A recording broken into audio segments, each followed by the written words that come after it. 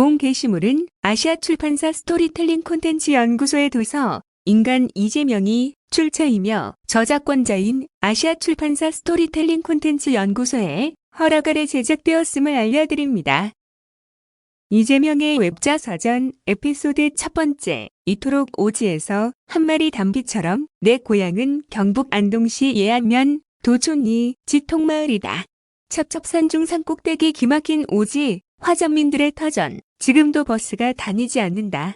50, 60대 남성들의 로망을 그려내는 나는 자연인이다 프로그램 배경으로 맞춤한 곳 3개 초등학교를 다녔는데 왕복 12km 산길을 걸어야 했다. 초딩이 그 짧은 다리로 걸어 다니자니 결석이 많을 수밖에 없었다. 형, 오늘 날씨 참 좋으네. 내가 말하면 앞서가던 형이 슬쩍 뒤돌아보았다. 그리곤 하늘 한번 쳐다봤다. 그래, 날씨가 지나치게 좋은 감이 있다. 그자. 나는 형의 입만 바라보았다. 허가가 떨어지길 기다리며 뭘 가냐? 그냥 놀자. 못 가는 날도 많았지만 그렇게 자체 결석 처리하는 날들이 꽤 있었다. 폭우로 다리 잠기면 못 가고 눈보라치면 못 가고 겨울이면 먼저 간 장난꾸러기들이 징검다리에 물을 뿌려놓기도 했다. 얼음 언 징검다리는 고무신 신고는 건널 수 없었으니 그 역시 중간 하교를 하는 이유가 되었다. 무수한 핑계들이 그 멀고 험한 등굣길을 피하는 이유가 되곤 했다. 등하굣길은 멀기도 했지만 바쁘기도 했다. 오가는 길에 징검이 잡아먹고 더덕해 먹고 개복숭아도 삶아 먹어야 했으니까. 가재는 수준이 좀 떨어진다. 진정 귀하고 고급진 음식은 징검이다. 개복숭아에는 또 나름 구슬픈 사연이 있다. 보통 개복숭아가 어디 열리는지는 모두가 위치를 알았다. 말하자면 오픈된 먹잇감이었던 셈이다. 익을 때까지 기다리면 선수를 놓치므로 씨도 여물지 않은 상태에서 따먹어야 했다. 여물지 않은 복숭아는 쓰고 독해 삶아 먹는 방식을 개발했다. 그러면 좀 먹을만 했다. 그렇게 자연 속에서 자연과 별 구분도 되지 않는 몰골로 한 마리 야생동물인 양 초등학교 시절을 보냈다. 아침이면 이슬에 젖어 축축 늘어진 나뭇가지 아래로 기어다니곤 했는데 가을이면 천지가 노란색, 빨간색 단풍이었다. 새파란 단풍잎과 함께 놀라운 건 색의 흠이 하나도 없었다는 것. 쥐어짜면 빨강, 파랑, 노랑 물감이 주르륵 흘러내릴 것 같았다. 그 무엇에도 오염되지 않은 청정한 순수였다. 그 풍경들은 아직도 내 마음속 작은 다락방에 남아있고 계속 그곳에서 가끔 위로를 받는다. 고향을 떠난 건 초등학교 졸업식 직후 1976년 2월 26일인가였다. 3년 앞서 성남으로 떠난 아버지를 따라온 식구가 상경을 했다. 고향을 떠난 데는 에피소드가 하나 있다. 지통마을 그 오지에도 한때 도래지 꽃등이 대대적으로 유행했다. 맞다. 20장의 동양화로 하는 그 놀이 아버지도 마을 주민과 어울리며 잠시 심취했고 덕분에 그나마 있던 조그만 밭대기마저 날려버렸다. 아버지의 성경에는 그런 배경이 있었다. 성남과 나의 인연의 시작이다. 이재명의 웹자 서전 에피소드 두 번째. 별난 족속. 둘째, 형인 재영이 형은 어느 인터뷰에서 이렇게 말했다. 경상도 사람들이 좀 무뚝뚝하잖아요. 우리 형제도 그랬어요. 나나 재선이는 물론이고 재명이보다 미친 여동생이나 막내도 어머니에게 안기고 애교 부리고 그러질 못했어요. 그런데 재명이는 안 그랬어요. 재명이는 학교에 다녀오면 꼭 엄마 하고 달려와서 살갑게 안겼죠. 그러니 어머니가 재명이를 아주 애틋하게 여겼어요. 엄마, 학교에서 돌아오면 나는 언제나 엄마를 먼저 찾았다. 멀리 밭에서 김 매던 엄마는 나의 호명을 접하면 호미를 진 채 일어나 기다렸다. 그 다음 내가 할 일은 총알처럼 달려가 엄마 품에 꽂히는 것. 엄마 품은 푸근했고 좋은 냄새가 났다. 도서실에서 재미있는 책 빌려왔어. 엄마 앞에서 나는 한없이 텐션이 높고 수다스러운 아이였다. 내가 독하게 일만 잘한다는 평이 많다는 걸 안다. 하지만 그건 내 일부이지 전부는 아니다. 누구나 그렇듯 외부에 드러나는 면모와는 다른 면이 내게도 있다. 사실 나는 살갑고 애교 많고 장난기도 많은 명랑한 성격의 소유자다. 믿기 어렵겠지만 그러하다. 그러하다고 주장하겠다. 또 앞으로 이야기를 통해 증명해 보일 생각이다. 다시 재영이 형이 덧붙인다. 어머니와 재명이가 너무 살가워서 나머지 형제들은 우린 같은 자식 아닌가 싶어 섭섭해했죠. 손가락 중에서도 유독 사랑을 많이 받으려 드는 손가락이 있다. 배타적 사랑 독점권이라고 하면 그렇고 어쨌든 성장하는데 좀 더 많은 사랑을 필요로 하는, 그래서 사랑받기 위해 최선의 노력을 다하는 그런 별난 족속에 있는데 내가 딱 그 부류다. 평생 가장 열심히 하고 배워야 할 것 중 하나가 사랑이라 생각한다. 사랑은 경험이고 노력이며 또 배우는 것, 학습이다. 사랑은 표현한 만큼 잘한다. 나는 환갑 가까운 나이지만 남들이 믿기 어려워할 만큼 아내와 장난치고 수다 떨며 논다. 내가 이렇게 살아오고 살 수 있는 것도 결국 엄마에게 넘치는 사랑을 받은 덕분일 거다. 물론 아버지는 내가 검정고시에 공부하고 있으면 전기 아깝다고 불을 끄고 버스비 아깝다고 시험 성적 확인하러 수원 가는 것도 맞고, 그래서 너무나 원망스러웠지만 내게 그런 가족사만 있는 건 아니다. 경제적 어려움이 감히 사람의 사랑을 회복 놓는 일은 없어야 한다. 가난해서 불우한 가족, 가난해서 사랑을 포기하는 청년은 없어야 하는 것이다. 그런 세상을 만드는데 보탬이 되는 것이 내 꿈이다. 이상적인가? 하지만 그래야 마땅하지 않겠는가? 이재명의 웹자서전 에피소드 3번째. 뺨 27대. 아버지가 성남으로 떠난 뒤 어머니 혼자 우리 남매들을 키웠다. 어머니는 화전을 일구거나 남의 밭일을 해주고 좁쌀, 보리쌀을 받아왔다. 그 보리쌀도 자주 부족하기를 얻어다 격떡을 지어 먹었다. 겨는 보리의 껍질이다. 보리개떡이라 불렀던 격떡은 아무리 잘 씹어도 삼킬 때 날카로운 보리 껍질이 목을 찌른다.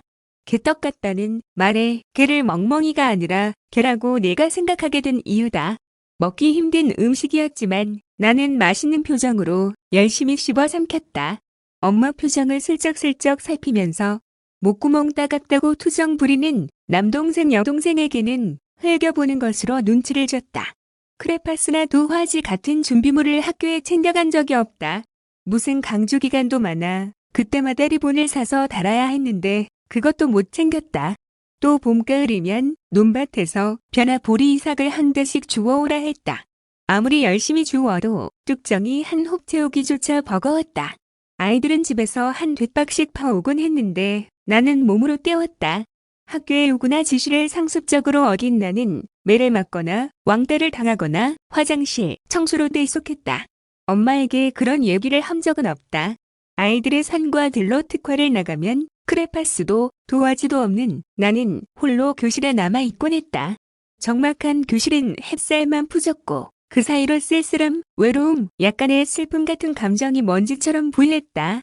인싸에 끼울 수 없는 아싸, 주류가 아닌 비주류, 내 비주류의 역사는 생각보다 뿌리가 깊다.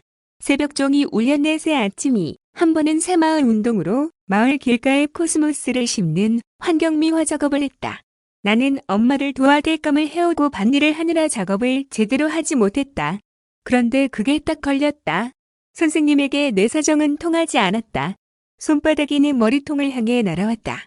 선생님의 손이 퍽퍽 얼굴에 감기는데 정신이 아득했다. 미화 작업을 제대로 하지 않았다는 것만이 이유는 아니었을 것이다. 맞아야 하는 이유를 이해하지 못했던 나는 맞으면서도 선생님을 똑바로 바라보았다. 고개를 숙이지 않았다. 그래서 더 많이 맞았을 것이다. 그날 내가 맞은 따귀는 27대였다. 친구가 세워줘서 알았다. 먼 친척인 친구는 그 장면을 오래 기억했다. 나보다 더 내 초등학교 성적표 행동란에 이런 게 적혀 있다. 칭찬하는 말 뒤에 달라붙은 한마디. 동무들과 사귐이 좋고 매사 의욕이 있으나 덤비는 성질이 있음, 덤비는 성질이 있음. 그게 무슨 뜻이었을까? 무엇에 덤빈다는 뜻이었을까? 무턱대고 도전한다는 의미로 해석하고 싶다. 가난 때문에 더 빨리 자랐고 더 빨리 세상을 알게 됐다. 가난이 죄가 아닐진데 가난하다고 겪어야 했던 부당함이 있었다. 어린 마음에도 부당한 일을 당하면 예민하게 반응했던 듯하다. 부당함에 대한 민감도가 남달랐다고나 할까. 그렇지 않고서 살아남을 수 없었을지도. 덤벼야 지킬 수 있는 것들이 있었다. 이재명의 웹자서전 에피소드 4번째. 엄마가 믿고 싶었던 전 바치의 힘. 고된 노동에 9이나 되는 아이들을 낳아 7이나 키웠기 때문이었을까? 어릴 적 어머니가 내 생일을 잊어버린 적이 있다. 뭐 그럴 수도 있다고 생각한다. 애들 밥 굶기지 않는 게 중요하지 생일이라고 뭘 대단하게 챙겨줄 수도 없었으니. 음력 22일인가 23일인가 헷갈리던 어머니는 고민 끝에 전바치를 찾아 생일을 물어봤다. 그 일을 두고 다 커서는 이렇게 엄마와 농을 주고받곤 했다. 엄마, 너무하네. 귀한 아들 생일도 잊어버리고 잊어본 게 아이라니까. 그럼 전바치에게 왜 물어봐요? 확인차 한번 물어본 거라. 아는 걸 확인하는데 그 귀한 것보리를 한 되씩이나 갖다 바치시나요? 어쨌든 것보리 한 되에 우주의 기운을 모은 점쟁이는 내 생일을 23일로 확정했다. 문제는 이 점술가께서 내 생일을 정하며 팔자도 간명하게 정리했다는 것. 얘 잘 키우면 나중에 호강한다. 서비스로 했을 그 뜬금없는 말에 어머니는 반색했다. 그 얘기는 평생을 간 나에 대한 남다른 기대와 믿음의 가장 큰 원천이었다. 여기에 보태 먼 친척들은 어르신 한 분도 나를 볼 때마다 이렇게 말했다. 이놈, 귓불 자할 생겼다. 봐라, 성냥개비가 2개나 들어간다. 크게 될 놈일세. 크게 되고도 엄마는 전바치와 어르신의 말을 믿었다. 아니 한올 희망조차 갖기 어려운 현실 속에서 반복해서 새기고 되뇌는 것으로 그 말을 신앙으로 진실로 만들어갔다. 니는 잘된다 했다, 아이가. 엄마가 하는 그 말은 어느새 불가사의한 힘이 되어 내게도 세상이 던져준 유일한 자기 확신 같은 것이 되었다. 상황 논리로는 불가능한 도전을 내가 끊임없이 시도하는 의지와 용기의 원천이었다. 후에 성남시장이 되었을 때 시장실을 방문한 아이들마다 꿈이 무엇인지를 묻고 꼭 꿈을 이루라며 일일이 적어주곤 했다. 아이들에게 내 글이 확신의 도전의 근거가 되길 기원하면서 신난 표정으로 그 한 장의 종이를 가슴팍에 품고 돌아가던 아이들의 모습이 눈에 선하다. 간절함은 확고한 믿음은 꽤 힘이 세다. 상정하기 쉽지 않은 길을 걸어 여기까지 올 수 있었던 것도 막연하지만 나는 잘 될 거란 믿음을 기반한 어쩌면 무모했을 도전 덕이다. 그리고 사실 그 믿음에 진정한 힘을 부여한 것은 전바치가 아니라 엄마다. 프레스에 손상당한 성장판 때문에 내 팔이 조금씩 휘어갈 때도 내 팔을 쓰다듬으며 스스로를 위로하기 위해 한 엄마의 전바치 얘기는 오히려 내게 위안이었다. 엄마는 혹여 안의 일상에 불운이 깃들 조짐이 보이면 전바치 말을 반복하는 것으로 불운 따위 완천 봉쇄하려 했다. 남매 중에서도 가장 어린 나이에 공장 생활을 시작했고 가장 많이 다친 넷째 아들을 보며 이 아이에겐 잘될 일만 남았을 거라는 믿음과 기대의 힘은 그 무엇보다도 강했다. 그런데 이제 보니 그건 그냥 엄마의 힘이었다. 이재명의 외자서전 에피소드 5번째. 3개초 5학년은 싹 다 수학여행 간다. 초등학교 때 험한 선생님만 있었던 것은 아니다. 5학년 담임 선생님과 교장 선생님은 내게 특별한 경험을 하게 해주신 고마운 분들이다. 모두 가는 수학여행인데 재명이가 빠지면 되겠습니까? 아니, 우리 교장 선생님께서 그렇게 방침을 세우셨다니까요. 3개 초등학교 5학년은 싹 다 수학여행을 간다. 이렇게요. 산 골짜기 화전민 소갯집까지 쫓아온 선생님은 그렇게 10변을 토하셨다. 수학여행비는 어떻게든 해결해 보겠다는 말도 덧붙이셨다. 남의 신세 지지 않으려 안간 힘을 쓰며 살아온 어머니는 슬프고 복잡한 표정으로 수학여행 참가동에서의 동그라미를 쳤다. 돌아가는 선생님의 뒷모습은 못내 존경스럽고 아름다웠다. 하지만 선생님을 바래다주며 계속 고개를 들지 못했다. 화전민 소갯집을 선생님께 보인 것이 부끄러웠다. 소갯집은 강제로 이주당한 화전민들을 위해 시멘트 블록으로 지은 방독 한 자리 허술한 집이었다. 교장 선생님이 모든 학생은 수학여행을 간다는 방침만 세운 건 아니었다. 가난한 집 아이들 사정을 살펴 스스로 수학여행비를 벌게 해주셨다. 나와 비슷한 처지에 다른 아이들을 하천과 개간한 돌밭에서 돌을 고르거나 고사리 손으로 볼이 베는 일을 따내 품삯을 받아 저축하게 해주셨다. 품삯도 어른들 임금의 절반에 가까운 큰 돈이었다. 학교 매점을 학생들이 직접 운영하게 하고 가난한 아이들 몫의 수익금을 수학여행비로 저축했다. 지금 생각하면 시대를 앞서가신 선생님들이시다. 집안 사정이 여의치 않는 아이들의 자존감을 건드리지 않고 스스로 성취하게 해주셨던 셈이다. 깊은 배려와 세심한 사랑 없이는 가능하지 않은 일이었다. 그래서 우리 5학년은 가난 때문에 빠지는 학생 없이 모두가 생전 처음 경주로 수학여행을 갔다. 거기서 여름에도 얼음이 있다는 걸 10원짜리 아이스크림을 사 먹으며 처음 알았다. 생선 뼈째 갈아 만든 진짜 어묵의 맛도, 내 유년의 환상 같은 한 장면도 교장 선생님이 만들어주셨다. 머리를 묶은 여성 교장님이 한 번은 한겨울에 전교생 모두를 학교 앞 논바닥으로 나오라 하셨다. 멀리서 군용 헬리콥터 한 대가 날아왔는데 놀랍게도 그 거대하고 신비한 비행물체가 우리 눈앞에 내려앉는 것이었다.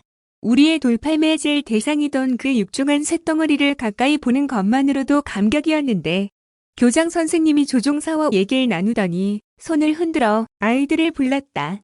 만져봐라. 이걸 타면 세상 어디라도 갈 수 있단다. 교장 선생님의 그 말은 마법처럼 나를 사로잡았고 나는 제일 먼저 다가가 헬리콥터의 차가운 동체를 만져보았다. 가슴이 저릿하고 온 몸이 붕 떠올랐다. 순식간에 하늘로 날아올라 사라져버린 헬리콥터는 미지의 광대한 세계에 대한 꿈을 만들어주었다. 가난하든 그렇지 않든 모든 아이들의 수학여행을 가는 것, 그 간결하고도 아름다운 기준, 아마도 내가 주장하는 보편적 복지는 그 최초의 경험에서 싹을 틔웠을지도 모르겠다. 학생들이 매점을 운영하고 그 수익을 수학여행비로 나누어 가진 일은 협동조합과 보편 기본소득에 대한 최초의 경험이었다. 삶은 가끔씩 예상을 벗어나 경이로울 때가 있다. 내 안에 사랑 넘치는 그 선생님들이 계시다. 이재명의 웹자서전 에피소드 6번째 13살 목걸이 공장 12시간의 노동. 초등학교를 졸업한 직후 3년 전 앞서 성남으로 올라간 아버지를 따라 나머지 가족도 모두 상경했다. 1976년 2월이었다. 당시 성남은 서울의 빈민가와 판자촌 철거로 떠밀린 주민들이 모여 살던 도시였다. 우리 가족은 화전민의 소갯집에서 성남 상대원동 꼭대기 월세집으로 옮겨갔다. 이사할 때 내 손에 들린 짐은 책가방이 아니라 철제 군용 탄통이었다. 탄통 안에는 몽키 스패너와 펜치, 니퍼가 담겨 있었다. 자전거를 수리하기 위한 도구와 부품들이었다. 당시 나는 자전거 수리에는 독가 있었다. 자전거를 보면 지금도 가슴이 설렌다. 사람 힘만으로도 굴러가는 그 얇고 둥근 두 개의 바퀴라니. 페달을 밟으면 세상이 내 안으로 흘러 들어왔다. 어쨌든 내 출신 성분은 공구로 가득했던 그날의 이삿짐만 보아도 분명했다. 시쳇말로 흙수저도 못 되는 무수저. 당시 중학교도 못 다닐 정도의 집은 흔치 않았지만 우리 집 형편은 그랬다. 더 이상 학교 다닐 일은 없었다. 13살 월세집 뒷골목 주택에서 목걸이를 만드는 가내 공장에 취직했다. 연탄 화덕을 두고 빙 둘러앉아 염산을 묻힌 목걸이 재료를 연탄불 위에서 끓는 납그릇에 담가 납땜하는 일이었다. 종일 연탄가스와 기화된 납증기를 마셔야 했는데 그러면 얼굴이 달아오르고 속옷이 흠뻑 젖었다. 늘 머리가 띵하고 어지러질했는데 그때는 그것이 얼마나 치명적인 유해물질인지 알지 못했다. 월급은 3,000원, 쌀 한 갈 많이 값이 조금 안 됐다. 얼마 후엔 월급 10,000원을 준다는 두 번째 목걸이 공장으로 옮겼다. 맞은편 창곡동으로 약 3에서 4km를 걸어 출퇴근했는데 작업 환경은 더 나빴다. 하지만 10,000원이 어딘가. 아침 8시 30분에 출근해 밤 9시까지 하루 12시간을 일했다. 일이 밀리면 더 늦기도 했다. 퇴근길 9시 25분이면 전파사에서 흘러나오던 내 마음은 호수요로 시작하는 가곡이 지금도 귀에 들린다. 점심은 엄마가 싸준 도시락을 먹었고 집에 와서 늦은 저녁을 먹었다. 파김치가 되어 귀가하면 엄마가 밥상을 내왔다. 엄마는 밥그릇에 얼굴을 묻고 허겁지겁 밥을 먹는 나를 말없이 바라보고 있었다. 힘들었던가? 나는 자기 연민에 빠질 틈이 없었다. 시장통 공중화장실을 청소하고 휴지를 팔고 소변 10원, 대변 20원 이용료를 받던 어머니와 여동생이 더 아팠다. 맞다. 세상에서 나를 가장 사랑해주던 엄마는 그런 일을 했다. 엄마는 잠시도 자리를 비울 수 없어 끼니도 화장실 앞에서 때웠다. 집에서는 시멘트 포대를 털어 봉투를 접어 팔았다. 그런 엄마가 가여웠고 그런 엄마를 조금이라도 더 행복하게 해주고 싶어 안달했다.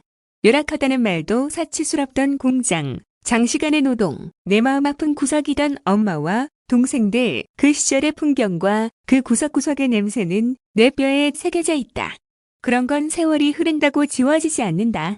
잊히지 않는 아니 기억하려 쓰는 삶의 경험 때문에 가진 게 없는 이들에게 이 세상이 얼마나 가혹할 수 있는지 안다.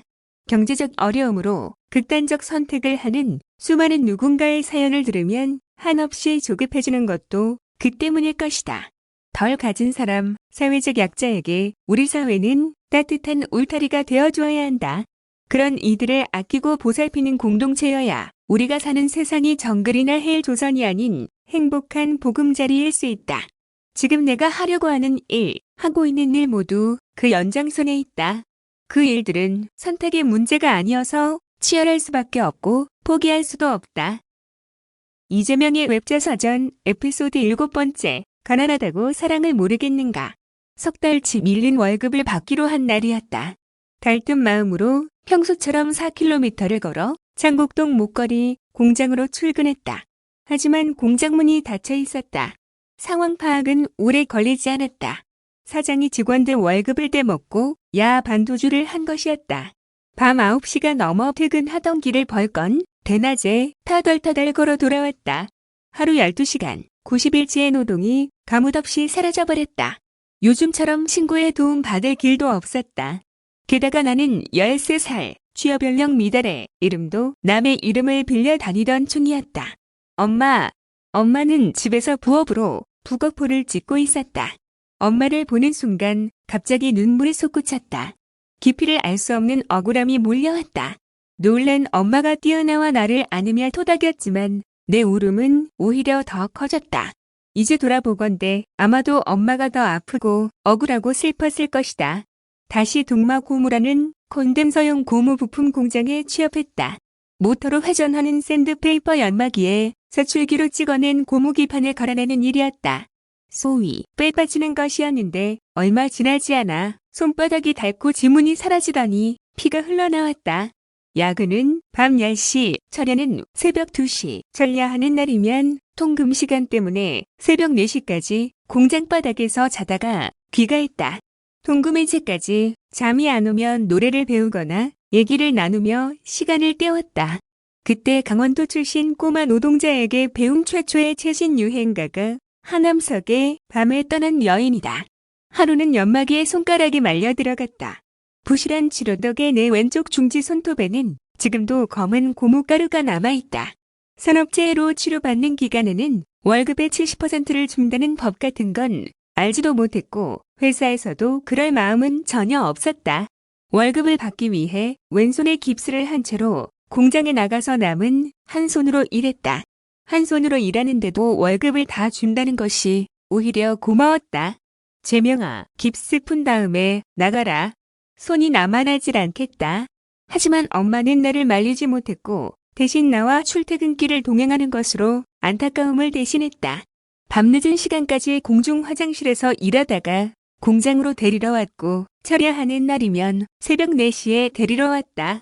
그건 가진 것도 힘도 없는 엄마가 어린 아들에게 준 최고의 사랑이었다. 세상이 모두 잠든 새벽에 엄마와 둘이 상대원동 비탈길을 오르면 숨도 차고 힘들었지만 잡은 엄마 손을 발걸음에 맞추어 신명나게 흔들며 나는 행복했다. 엄마와 함께라면 길고 긴 하루의 고된 노동은 아무 문제가 아니었다. 엄마 손은 언제나 따뜻했다. 섣달 금음날처럼 차가운 삶을 견디게 하는 것은 그런 온기다. 어느 시인의 말처럼 가난하다고 사랑을 모르겠는가. 이재명의 웹자서전 에피소드 8번째. 아버지와의 전쟁. 그 시작. 공장으로 출근하는 길 교복 입은 아이들을 보면 부러웠다. 교복 컬러는 아침 햇살을 받아 하얗게 빛났고 아이들의 가방 속에는 내가 알지 못하는 세상이 담겨 있었다. 나와는 다른 세상을 살아가는 아이들이었다. 나는 잿빛 작업복 차림이었다. 수다를 떨며 활기차게 등교하는 학생들을 거슬러 공장으로 가는 길은 힘들었다. 가급적 그들과 마주치지 않는 골목길을 찾아다녔다. 하루는 공장에 교복 입고 출퇴근하는 아이를 발견했다. 뭐지? 시선을 뗄 수 없었다. 알아보니 고등국민학교에 다니는 학생이었다. 내 안에서 뭔가 반짝 빛났다. 아버지, 저도 야간 학교에 들어갈래요. 집에 돌아와 아버지에게 말했다. 희망 같은 걸 언뜻 본 듯한 흥분이 나를 감싸고 있었다. 나는 아버지의 입만 바라보았다. 야간 학교는 정규 학교가 아니어서 3년 다니고 다시 검정고시 봐야 한다. 아버지는 승낙하지 않았다. 돈벌이로 공장이나 다니게 하려고 공부를 막는다고 나는 단정했다. 아버지와의 길고 깊은 갈등의 시작이었다. 이때부터 대학에 들어갈 때까지 나는 오직 공부하기 위해 아버지와 싸워야 했다. 아버지는 중퇴긴 하지만 대구에서 고학으로 대학 공부도 했던 사람이었다. 교사나 순경도 했었지만 왜 아들이라 부모님을 모시려고 고향으로 돌아올 만큼 효자였다. 대신 농사일은 하나도 할 줄 몰랐다. 그러던 아버지가 성남으로 상경한 뒤로는 완전히 바뀌어 수전노가 되어 있었다. 악착같이 일하고 지독하게 모았다. 집에는 돈 버는 사람만 있고 쓰는 사람은 없었다. 아버지는 어떤 계기로 그렇게 변했을까? 재영이 형은 인터뷰에서 이렇게 말했다. 아버지는 안동양반 출신이에요. 젊은 시절엔 자기보다 다른 사람을 먼저 생각하고 도리를 다한다는 식의 선공후사 같은 도덕의식이 있었어요. 동네 일은 공짜로 다 해주면서 곧이곧대로 살던 사람이었죠. 자기가 가진 지식과 돈, 시간을 다 남을 위해 썼던 거예요. 그런데 그 결과가 뭐였냐? 성남에 와서 아버지는 체면과 명분, 공부, 이딴 거 아무 소용없다. 거지를 면하려면 악착같이 돈을 모아야 한다. 그렇게 결심한 것 같아요. 아버지에게도 아버지의 사연이 있었을 것이다.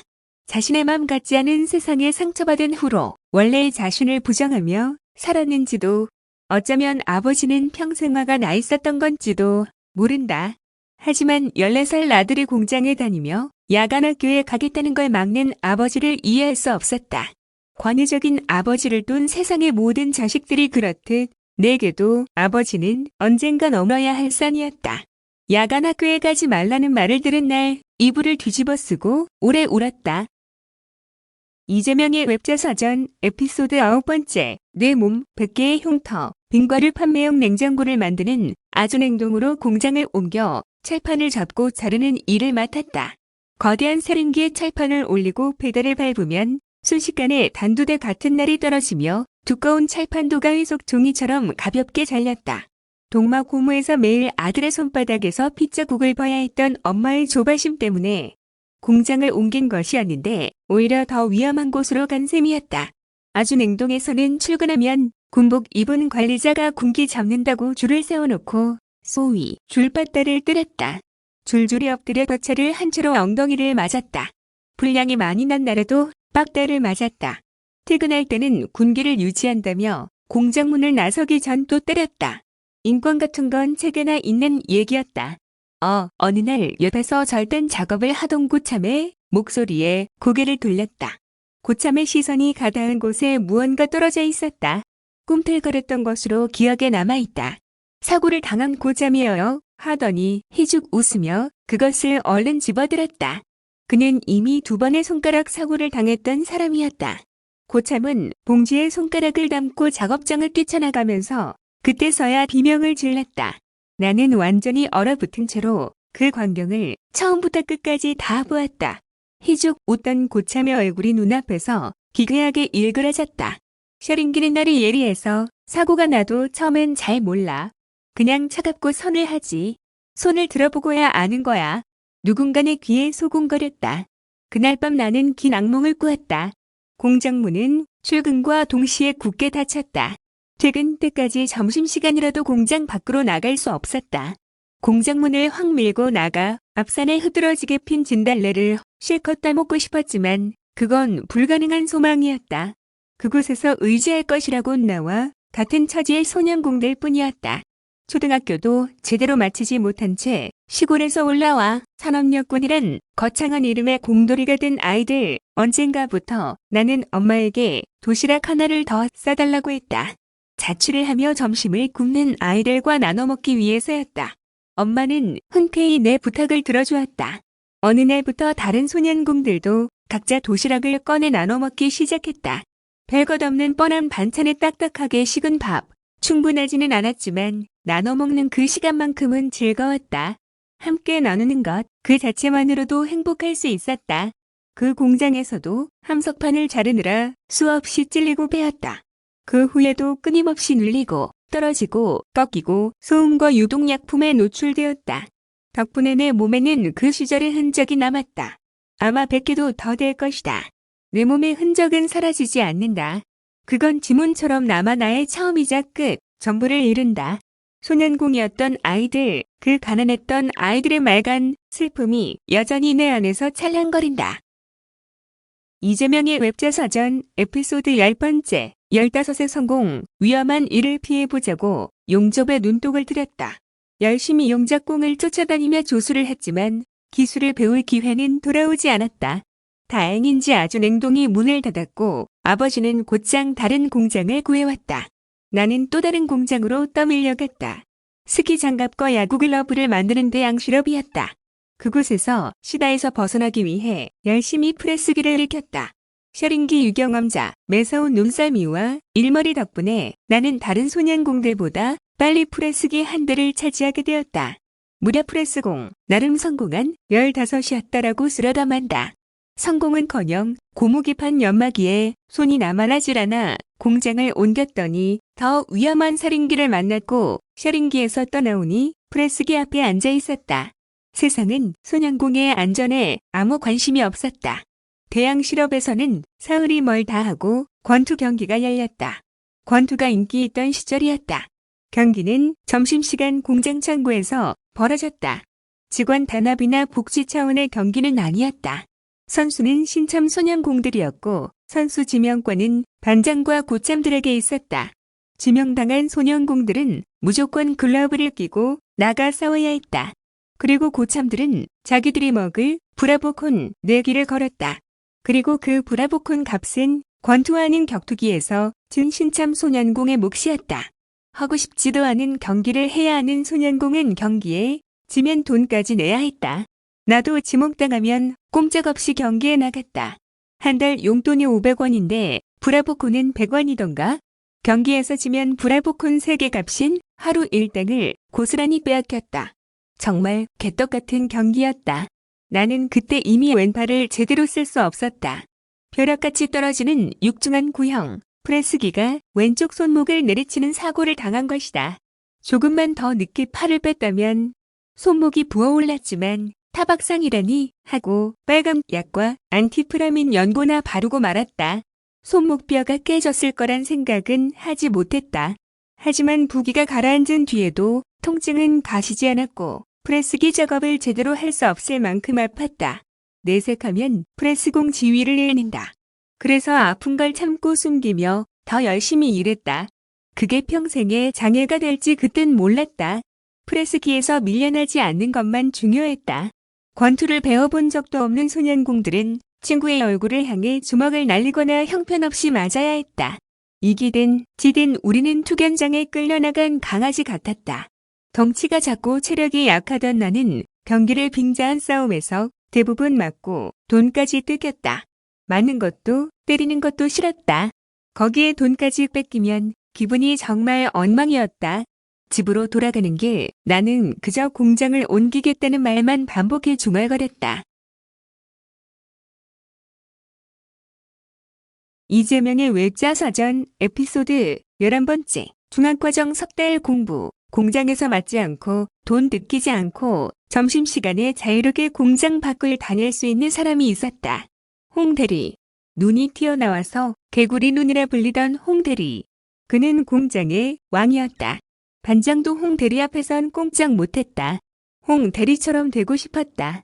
홍대리는 어떻게 대리가 되었는가? 중요한 화두였다. 슬쩍 사람들에게 물어보았다. 의외로 답은 단순했다. 고졸이었다. 아, 고졸. 나는 원대한 3가지 목표를 세웠다. 일기장에 꾹꾹 눌러 쓴 목표는 이러했다. 첫째, 남에게 주어 터지지 않고 산다. 둘째, 돈을 벌어 가난에서 벗어난다. 셋째, 자유롭게 돌아다니며 산다. 공부하기로 마음먹었다. 아버지가 반대하는 야간 학교 말고 다른 방법을 찾던 중 검정고시 학원이란 게 있다는 걸 알아냈다. 시험은 8월 초 13주가량 남아있었다. 아버지도 3달 남짓 야간 검정고시 학원에 다니는 것은 허락했다. 3년 공부를 3달 안에 해보기로 했다. 터무니없고 무모한 도전이었지만 내가 출세한다던 점쟁이의 말도 있지 않은가? 거기다 깃불도 성공할 상이라 했는데 퇴근하면 곧장 학원으로 달려갔다. 3km의 거리를 버스도 타지 못하고 뛰고 걷는 날이 많았다. 돌아올 때는 당연히 걸었다. 녹투와 폐기구를 사느라 용돈을 다 써버려 버스비가 거의 없었다. 버스비에 관한 억울한 기억도 있다. 당시 학생들은 할인을 받았지만 같은 또래 소년공들은 일반 요금을 내야 했다. 부당했다. 나중에 대입학원에 다닐 때는 그래서 머리를 박박 밀었다. 학생처럼 보여서 할인 요금을 내기 위해서였다. 기진맥진해서 학원에 도착하면 찬물로 세수를 하고 수업에 들어갔다. 왜 그리 덥고 졸리는지, 화장실 냄새는 왜 그리 독한지 죽을 힘을 다해 공부했다.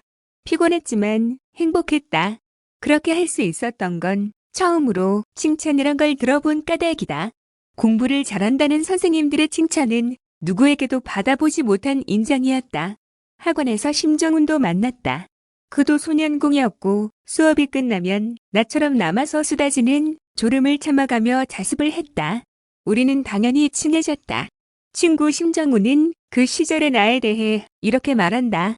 재명이는 암기력이 특출나서 선생님들에게 최고라는 칭찬을 들었어요. 재명이는 3개월 만에 나는 4개월 만에 합격해보려고 죽자고 공부를 했지요. 재명이는 여름인데도 반소매를 입지 않았어요. 그때만 해도 발을 다친 걸 남들에게 말하지 않았죠. 시험이 한 달 남았을 때 도저히 공장을 다니며 공부에서는 어려울 것 같아 아버지에게 한 달만 공부에 매진하게 해달라고 말했다. 돌아온 것은 공장이나 똑바로 다니라는 무뚝뚝한 말이었다. 그때 나선 것이 엄마였다. 학원비도 지가 벌어등기는 아한테 그게 할 소리니까 남들은 다 학교 보내는데 부모가 돼서 우리가 해준 게 뭐가 있니까 여간에서는 아버지에게 맞서지 않는 엄마였다. 아버지가 주춤했다. 엄마는 그 자리에서 직권으로 내게 명령했다. 공부해라. 내가 속옷을 팔아서라도 돈 대줬구마. 결정적인 순간에는 아버지도 압도하는 위대한 엄마였다. 이재명의 웹자사전 에피소드 12번째 홍대리대기 대 홍대리 없는 세상 만들기. 기적적으로 고입감정고시에 합격했다. 시험 준비를 시작할 때 나는 알파벳도 몰랐다.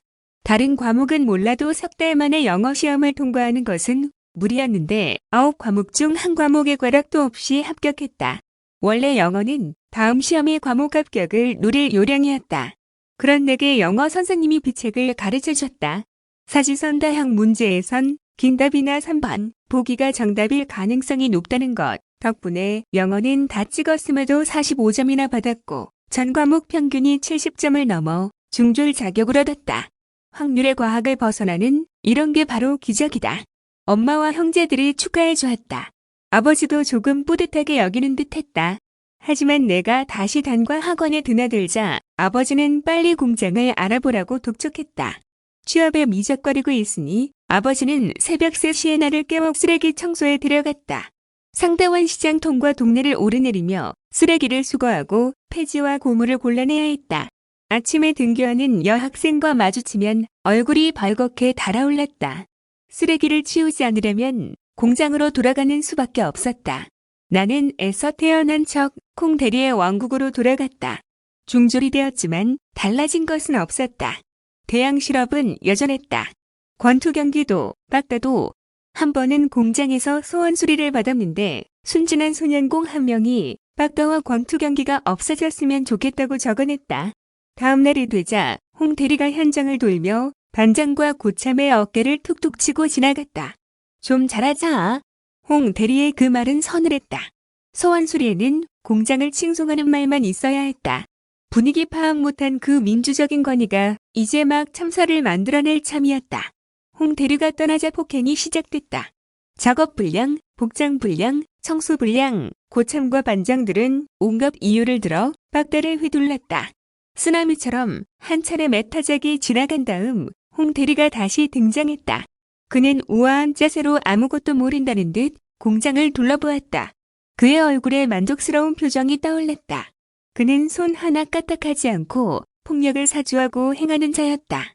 얻어터진 소년공들은 어떤 녀석이 그런 쓸데없는 걸 적어냈는지 서로 의심하며 눈을 부라렸다. 나도 다짐했다. 홍 대리처럼 고졸이 되어 손도 대지 않고 군림하는 사람이 되어보겠다고. 분노와 억울함은 내 안에 그런 지옥도 만들어냈다. 공장에서 맞는다는 얘기를 집에 난 적이 없다. 나중엔 맞아서 갈비뼈에 금이 간 일도 있었다. 그때는 치료비 때문에 어쩔 수 없이 집에 알렸다. 재영이 형은 이렇게 말했다. 그때까지 나는 재명이가 그렇게 공장에서 맞고 다녔는지 까맣게 몰랐어요. 난 걔보다 먼저 공장에 들어갔지만 나이가 있어서 그렇게 맞지 않았죠. 재명이가 집에는 한 번도 그런 얘기를 안 하니까 전혀 몰랐어요. 홍 대리가 되겠다는 다짐과 달리 나는 서서히 직접 때리는 반장이나 고참보다 그걸 용납하고 사주하는 상급자의 위선이 더 나쁘다는 것을 깨달았다. 사장과 공장장, 아니 홍 대리라도 마음만 먹으면 폭력은 없어질 것이었다. 하지만 그런 일은 없었다. 그들은 폭력으로 유지되는 질서의 최대 수혜자였다. 그들은 겉과 속이 달랐고 말과 행동이 달랐다. 앞에서는 소년공들을 때리지 말라고 했지만 뒤에서는 더 많이 때리도록 부추겼다. 그들은 우아하니 선자들이었다. 약자에게 더 가혹했고 소년공을 사람 취급하지 않았다. 그건 너무 나빴다. 결국 나의 목표는 천천히 수정돼 갔다. 홍 대리되기가 아니라 홍 대리들이 없는 세상이어야 했다.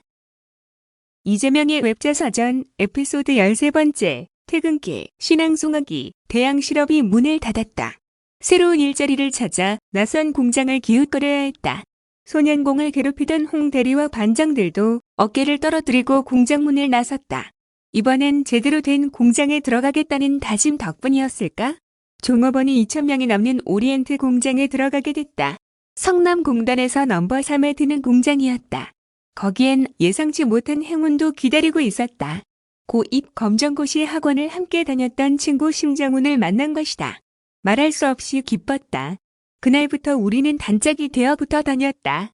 시들해졌던 공부 욕심도 살아났다. 고졸이 되어도 공장의 관리자가 될 수 없다는 걸 깨달은 우리는 열심히 공부해서 대학에 가자고 맹세했다. 그래서 이 지긋지긋한 공장에서 벗어나자고. 아주 멀리 반짝이는 별처럼 아득한 꿈이었지만 정훈이와 함께라면 할 수 있을 것 같았다. 우리는 나란히 학원에 등록했다. 하지만 공부하려는 소년공들에게 야박하기는 오리엔트도 마찬가지였다. 쉬는 시간에 공장에서 책을 보고 있으면 반장은 물론 동료들도 대놓고 싫어하며 구박했다. 공돌이 주제에 맞게 놀아, 꿈 깨라고. 이 자식아, 그들은 내가 공장에서의 삶을 부정하는 것이라 느꼈을지도 모른다. 감히 이곳이 아닌 저곳을 희망하는 이에 대한 질투 같은 것이었으리라. 하지만 꿈꾸는 게 죄가 될 수는 없었다. 나는 수시로 뒤통수를 후려치는 이들을 피해 혼자 작업하는 도금실로 옮겼다. 그곳에서 물량을 최대한 빨리 빼놓고 공부할 시간을 벌었다. 삶에서 얻은 유일한 특혜가 있다면 공부머리를 물려받았다는 것이다. 나는 물량 빼는 속도가 최고였고 불량률도 낮았다. 공장 다니며 석 달 만에 중앙과정 검정고시를 패스한 것도 그렇고 물론 죽을 만큼 노력하기도 했지만 재영이 형은 초등학생 때 내가 병아리 키우는 것을 보며 이미 그런 싹수를 보았던 모양이다. 나는 기운에 따라 병아리 집에 뗄 장작의 개수를 정했고 먹이를 얼마나 줬는지 병아리마다 상태가 어떤지 밤낮으로 살피고 기록까지 했다. 형은 이렇게 말한다. 병아리를 사주고 갔는데 완벽하게 키웠어요. 재명이가 막 일을 버리고 저지르는 것 같지만 절대 그렇지 않아요. 뭐든지 할 때는 철저히 준비하고 빈틈없이 진행하죠. 같은 실수를 되풀이하지 않고 옳지 않고 안 될 것 같으면 아예만 하는 성격이에요. 제가 동생들 데리고 20년을 한 방에서 살아봐서 잘 알아요. 공장에서 퇴근하는 길이면 정훈이와 나는 공부 삼아 교과서에 나온 시를 외우곤 했다. 죽는 날까지 하늘을 우러러 한 점 부끄럼이 없기를. 윤동주 그 고백은 맑고 깨끗해 보였다. 정훈이와 나는 공장을 다니면서도 대학 입학을 꿈꿀 수 있었다. 노력하면 더 나은 삶을 살 수 있을 거라는 신념이 가능한 시절이었다. 이재명의 웹자서전 에피소드 14번째 성일학원 김창구 원장님. 공장에서 무급연장 근무하느라 학원에 가지 못하면 정훈이와 나는 속이 탔다.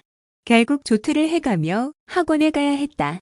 공장을 다니며 공부를 하는 것도 어려웠지만 그보다 번번이 나를 절망에 빠뜨린 것은 아버지였다. 학원에 다녀와 밤늦게 공부를 하면 아버지는 불빛이 너무 밝다고 타박했다. 또 한 번은 학원을 쉬었다고 학원비를 덜 내라고 호통을 치기도 했다. 아버지는 전기세와 학원비를 너무나 아까워했다. 그러면서 서럽고 원망스러워 눈물이 칙 고이곤 했다. 그런 아버지가 학비를 대며 대학에 보내줄 리 없었다. 또 검정고시로는 고졸이어도 홍 대리가 될 수 없을 것이었다. 아버지에게 더 낸 학원비를 달라 하고 싶지 않았다.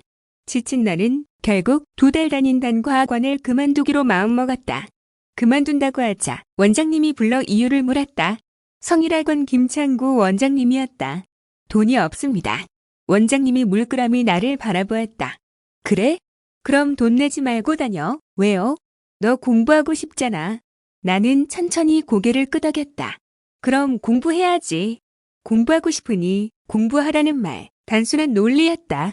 김창구 원장님이 덧붙였다. 제명이 넌 공부해야 될 놈이야. 넌 달라. 나는 가만히 앉아 그 말을 모조리 빨아들였다. 캄캄한 골방에 한 줄기 빛이 비치는 듯했다. 김창구 원장님은 왜 나를 응원하는가? 가족도 친구도 아닌데 나를 믿어주고 응원해주는 사람이 있다는 것 신기했다.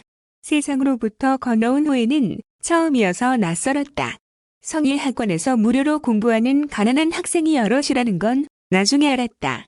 한없이 감사한 일이었다. 내게 공부를 해야 할 이유가 하나 더 생겨나고 있었다.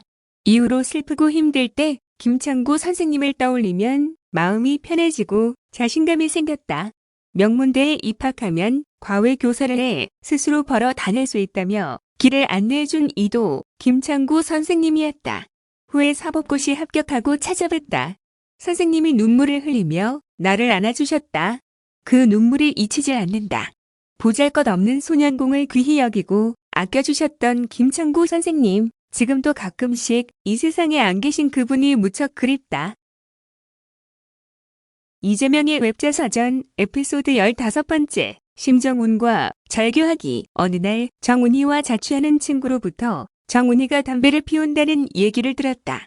고2 검정고시 학원에서 만나 절친이 되고 오리엔트 시계 공장을 다니며 같이 대학에 들어가자는 다짐을 했던 나의 작은 스승 같았던 그 정훈이가 또 노는데 도가 텁다는 소문으로 유명한 소년공이랑 어울리며 술까지 마신다는 얘기도 들었다. 충격적이었다. 배신감, 분노, 상실감 같은 것들이 뒤범벅 기대 몰려왔다. 그날 자취방에서 정훈이를 기다렸다. 밤늦게 돌아온 정훈이를 세워놓고 나는 정색을 하고 물었다. 담배 피우고 술 마시고 다닌다는 게 정말이야? 정훈이는 대답이 없었다. 사실이란 뜻이었다. 나는 말없이 정훈이를 노려보았다. 널 믿었는데 너랑은 이제 절교다. 공장과 집에서 온갖 구박을 받으면서도 꿋꿋하게 공부를 할 수 있었던 건 정훈이가 있었기 때문이었다. 둘이었기에 가능한 일이었다. 세상의 반쪽을 잃어버린 것 같은 상실감에 가슴이 아렸다. 술과 담배라니. 가난하다고 해서 소년공으로 살아야 한다고 해서 망가질 권리는 없었다. 아무도 응원하지 않는 생이라고 지레 포기할 수는 없지 않는가. 집으로 돌아오는 길 골목에 가로등 불빛이 쓸쓸했다.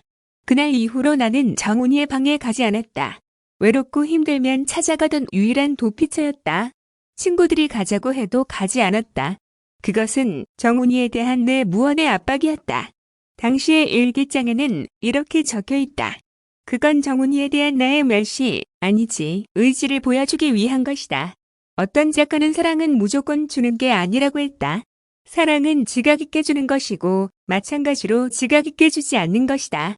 상대방을 평안하게 해주는 것과 더불어 지각 있게 논쟁하고 투쟁하고 맞서고 몰아대고 밀고 당기는 것이다. 정훈이에 대한 내 마음이 깊지 않았다면 그런 일탈쯤 별것 아닌 듯 봐주었을지도 모른다. 하지만 내겐 같이 꿈꾸고 함께 노력했던 정훈이가 더없이 소중했다. 절교는 내 사랑의 방식이었다. 술과 담배는 해로운 것이었고 나는 정훈이를 원래의 밝고 성실한 아이로 돌아오게 할 의무가 있었다. 미리 말하자면 내 목적은 달성됐다. 정훈이는 다시 공부로 돌아왔고 우리는 영화의 주인공들처럼 중앙대학교, 법대와 공대에 나란히 합격했다. 대학 시절 최초의 여행도 정훈이와 함께했다. 정훈이는 그 당시의 나에 대해 이렇게 전했다. 재명이는 내가 술 먹고 담배 피우는 걸 아주 심각하게 받아들였어요. 사실 소년공들은 보통 술, 담배 대수롭지 않게 여기거든요. 어려서부터 공장 다니면서 형들한테 일찍 배우죠. 그런데 재명이는 내가 술, 담배 못하게 하려고 굉장히 애썼어요. 너 그렇게 하면 어떻게 공부해서 대학 가겠냐고요. 그리고는 안 해도 될 말까지 덧붙인다. 그랬던 녀석이 대학 가더니 나보다 술, 담배를 더 하더라고요. 배신감 느꼈죠. 이재명의 웹자서전 에피소드 16번째. 홀로 끙끙 앓던 밤들 악착같이 공부하겠다는 마음으로 도금실에서 라카실로 옮겼다. 라카실은 이중으로 밀폐된 구역이어서 덜 방해를 받았다. 나는 최고 속도로 작업 물량을 끝내놓고 남은 시간 공부했다. 그 시간이 내겐 유일한 도피처였다. 그런데 몸이 자꾸 말썽을 부렸다. 두통이 잦아졌고 코가 헐기 시작했다. 라카실은 독성 물질이 배출되지 않아 화공약품 냄새가 지독했다. 결국 나는 그곳에서 후각의 밤 이상을 잃었다. 좋아하는 복숭아 냄새를 맡을 수 없게 됐다. 프레스기에 치인 손목도 통증이 심해지고 있었다. 한 해 키가 15cm나 컸는데 두 개의 손목뼈 중 성장판이 파손된 바깥뼈만 자라지 못하고 있었다. 팔이 눈에 보일 정도로 뒤틀리면서 밤새 끙끙 앓는 날이 많았다. 몸까지 아프니 이러다간 시험을 망치겠다 싶어서 공장을 그만두려 했다. 하지만 공장에선 불량률 낮은 숙련공을 순순히 보내주지 않았다. 결국 시험 한 달 전에 그만둘 수 있었다. 4월에 대입 검정고시를 봤다. 결과 발표는 한 달 뒤였고 대입 시험은 7개월 남아 있었다. 7개월 공부해 대학에 붙어야 하는 상황, 마음이 급했다. 빨리 대입학원에 다니고 싶었지만 아버지는 검정고시 결과를 보고 가라고 했다. 공장을 알아봤지만 마땅한 곳이 없었다. 손목을 치료하려고 의료보험이 되는 공장도 찾아봤지만 그런 공장은 없었다. 집에서 미적거리고 있으니 아버지는 새벽 3시에 나를 깨워 함께 쓰레기를 치우러 가게 했다. 새벽부터 아침까지 리어카를 밀며 쓰레기를 치우고 오후에는 빈병과 깡통을 골라 고물상으로 팔러 가야 했다. 검정고시 발표가 났다. 합격이었다.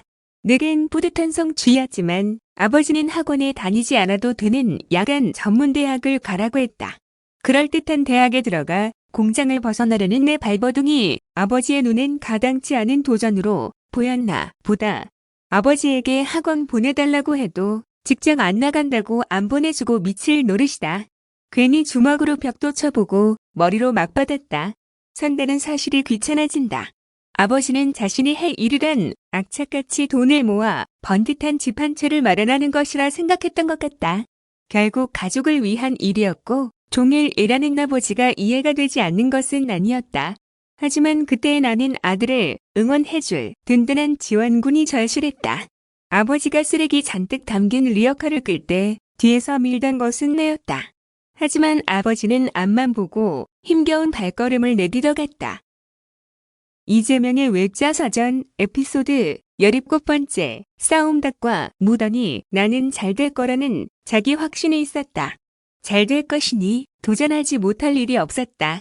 반드시 정교대학에 가겠다는 생각으로 학원에 보내달라고 아버지에게 말했다.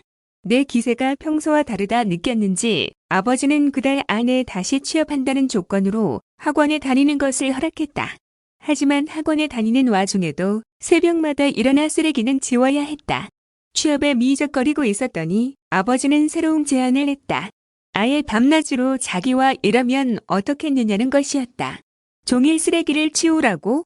나는 화들짝 놀라 발등에 불 붙은 사람처럼 서둘러 일자리를 알아보았다. 학원 갔다 와서 공부 좀 하려 했더니 아버지가 쓰레기 치우러 나오라고 한다. 신경질이 났다. 신발을 확 집어던졌다. 아버지가 그 모양을 보더니 한참 나를 노려보았다. 마이너스 1980년 5월 29일 부당한 일을 당하면 나는 전투력이 강해진다. 아버지의 그런 압력이 나를 더 치열하게 만들었는지도 모르겠다. 재영이 형은 나에 대해 이렇게 말했다. 재명이는 기가 잘 죽지 않는 애였어요. 어려서부터 우리 형제 중에 아버지한테 말대꾸한 건 재명이 뿐이에요. 우린 아버지가 말씀하시면 무조건 따랐는데 재명이는 자기 할 말 다 했어요. 그러다 맞기도 했지만 자기가 옳다고 여기면 맞으면서도 끝까지 물러서지 않았죠. 나는 부당한 것을 참는 성격이 아니다. 그런데 재영이 형은 같은 인터뷰에서 이렇게도 말했다. 재명이가 좀처럼 기죽지 않고 고집이 세기도 했지만 언제나 밝아서 주변의 사랑은 가장 많이 받고 자랐어요. 어릴 때 별명이 무덤이었다니까요. 둘 다 나에 대한 이야기다. 마저도 고집을 꺾지 않는 것도 나였고 별명이 무덤이었던 것도 나였다. 삶은 매우 복합적이다. 아버지에 대한 내 감정도 양가적이었다. 비 오는 어느 새벽 아버지와 쓰레기를 치우는데 급기야 일을 못할 정도로 빗줄기가 굵어졌다. 우리는 시장통 처마 밑에 쪼그리고 앉았다. 비가 잦아들기를 기다리며 꼬박꼬박 주었는데 아버지가 그 모습을 보더니 가게의 좌판에 누워 눈 좀 붙이라고 했다. 새벽에 누가 깨웠다. 엄마였다. 흠뻑 젖은 작업복을 입고 오들오들 떨며 자고 있는 내 모습을 보고 엄마는 말없이 눈물을 쏟았다. 그때 아버지는 희부연 여명 속에서 비를 맞으며 혼자 쓰레기를 치우고 있었다. 재명이 대꾸드 감더 엄마가 소리쳤다. 아버지가 천천히 돌아보더니 들어가라고 손짓했다. 아버지의 그 모습이 문득 어렸다. 생각하면 아픈 것들 투성이 그래도 아버지, 그래서 아버지였다. 이재명의 웹자 서전 에피소드 18번째 수면제 스모알 손목 통증으로 밤새 끙끙 앓는 날이 많았다.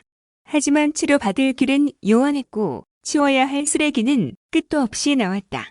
밤새 쓰레기를 치우고 오면 나는 젖은 박수처럼 구겨져 잠이 들었다.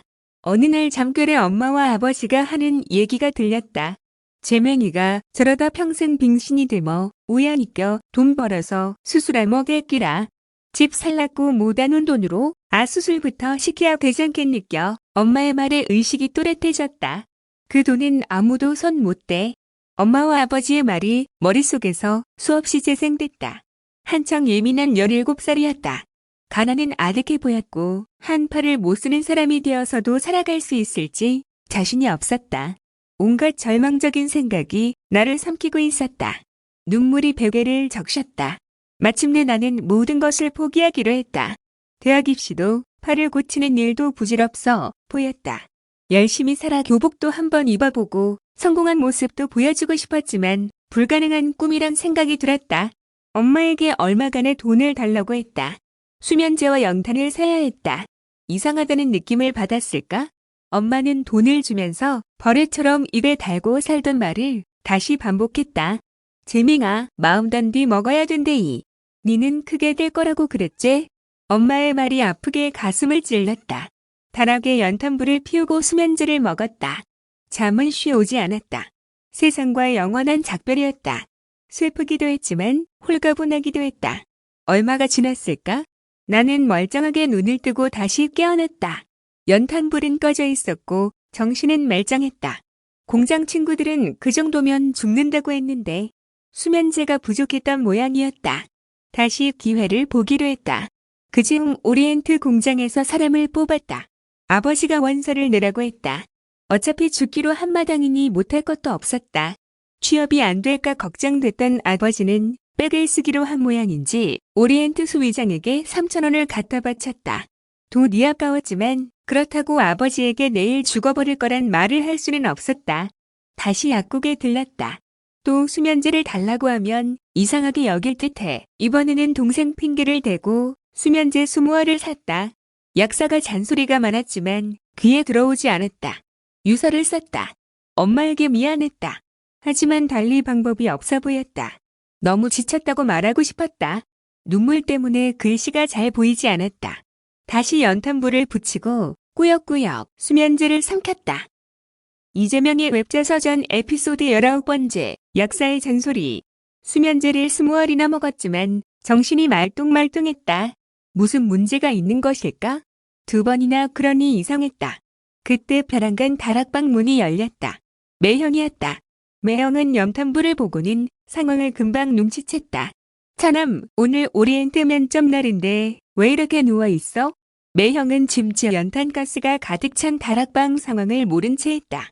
그리고는 공장까지 따라오며 괜한 우스개를 늘어놓았다. 오리엔트에 도착하니 면접 볼 시간이 훨씬 지났는데도 수 회장이 사무실로 들어가게 해주었다. 아버지가 수 회장에게 건넨 3,000원이 효능을 발휘하는 모양이었다. 머뭇거리고 있는데 문득 매형이네 굽은 팔을 어루만졌다. 내가 초난발 고쳐줄게.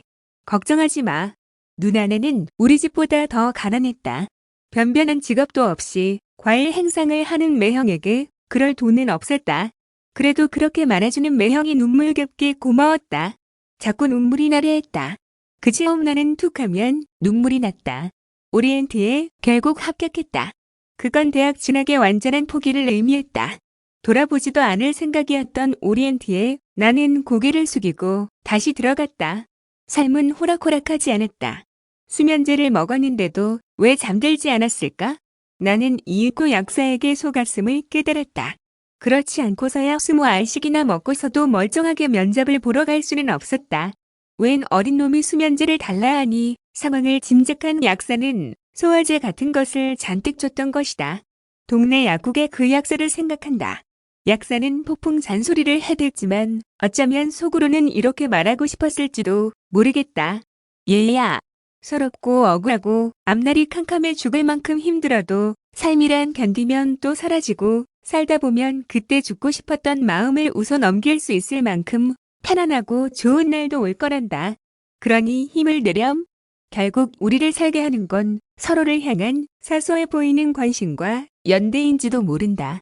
약사는 처음 보는 나를 세상 슬픔은 다 짊어진 듯한 표정으로 생을 끝장내려고 하는 소년을 모른 척하지 않았다.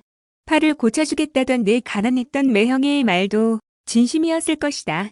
누구도 홧김에 스스로 죽음을 선택하지는 않는다. 극단적인 선택을 하는 사람이 단 한 명도 없는 세상이 불가능하지만은 않을 것이다. 생이 벼랑 끝에 몰릴 때 듬직하게 기대할 수 있는 사회에게 희망한다. 이재명의 웹자서전 에피소드 20번째. 어떻게 엇나가지 않았느냐는 질문에 관하여 누군가 묻는다. 신기하다고. 가난했고 초등학교 졸업하자마자 공장에 다녔고 자주 두들겨 맞았고 팔도 다치고 후각도 잃었으며 심지어 공부도 못하게 하던 아버지가 있었는데 어떻게 엇나가지 않았느냐고. 흔히 소년공들이 그런 것과 달리 나는 술, 담배도 하지 않았다. 공장 회식 때도 술을 마시지 않았다. 가출을 한 적도 없고 비행을 저지른 적도 없다. 월급을 받아 빼돌린 적도 거의 없이 아버지에게 고스란히 가져다 주었다. 어떻게 일탈하지 않았느냐는 질문은 낯설다. 스스로에게 한 번도 그런 질문을 해본 적이 없다. 대답을 하려 들면 생각은 결국 강이 바다로 흘러가듯 엄마에게 맨 먼저 달려간다. 넘치게 사랑해주던 엄마가 있었으니 일탈 같은 선택지는 아예 존재하지 않았다. 어린 마음에도 엄마를 기쁘게 해주는 일이 가장 우선이었다. 15살 때 한 번은 한 달 월급을 고스란히 약장수에게 바친 일이 있다. 점심시간에 공장 마당에서 체력을 선보이는 약장수에게 홀딱 넘어간 것이다. 만병통치약이라는데 엄마의 증상과 딱 맞아 떨어졌다. 이 좋은 약을 돈이 아까워 엄마에게 안 사준다면 평생 후회할 것 같았다. 그렇게 약을 사서 보무도 당당하게 귀가했다. 나는 그 일로 그렇게 혼쭐이 날 줄 몰랐다. 한 달 월급을 몽땅 바쳤으니 아버지가 화가 날 만도 했다.